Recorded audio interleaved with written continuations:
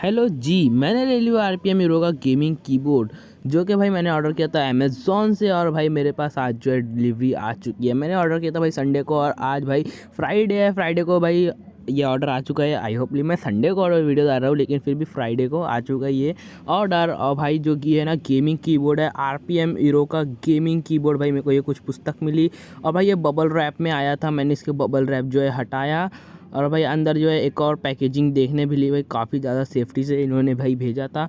मैं इसको भी हटाता हूँ। और भाई ये जो है ना भाई पूरा RGB कीबोर्ड है भाई, बहुत भाई मस्त कीबोर्ड है। और भाई ये जो है भाई पूरा कीबोर्ड भाई ये देखो भाई पूरी RGB जल रही है। भाई ये जो है ना भाई मेम्ब्रेन कीबोर्ड है, ना कि मैकेनिकल कीबोर्ड है।